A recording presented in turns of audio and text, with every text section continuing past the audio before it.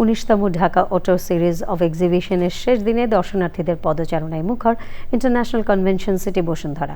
জ্বালানি তেলের সংকটের সমাধান হিসেবে ইলেকট্রিক যানবাহনের দিকে ঝুঁকছেন অটোমোবাইল প্রেমীরা।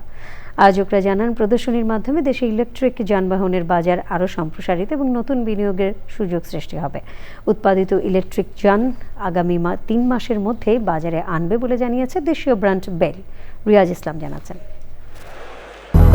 200-র বেশি সার্ভিস ও ফিচারে লেনদেনের সব বিকাশ অ্যাপে সম্ভব। বাংলাদেশি ইভি শিল্পের প্রসার, আধুনিক প্রযুক্তি ও বিনিয়োগ সম্ভাবনাকে সামনে রেখে রাজধানীতে গত 23 এপ্রিল শুরু হয় 19তম ঢাকা auto series of exhibitions. International convention city বসুন্ধরায় 3 দিনের এই প্রদর্শনীর শেষ দিনে দর্শনার্থীদের উপচে পড়া ভিড়।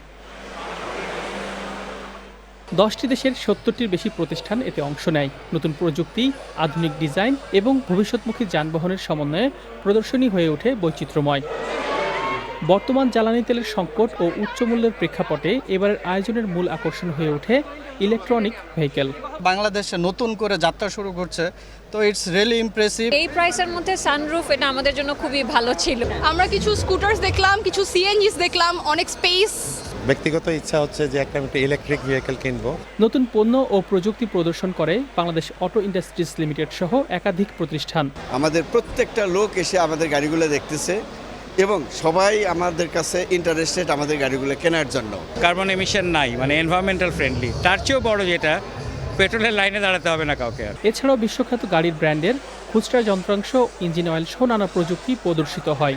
এক্সিবিশনে মূলত আমরা আফটার মার্কেট যে জাপানিজ প্রিমিয়াম ব্র্যান্ডগুলো আছে, এই ব্র্যান্ডগুলো আমরা নিয়ে আসছি এবং আমাদের সাথে জাপানি রিপ্রেজেন্টেটিভ যারা আছে, সাপ্লায়ার, তারাও আছে। আয়োজকদের আশা, দেশের অটোমোবাইল খাতে প্রযুক্তিগত অগ্রগতি, বিনিয়োগ সম্ভাবনা এবং বাজার সম্প্রসারণে গুরুত্বপূর্ণ ভূমিকা রাখবে এই আয়োজন।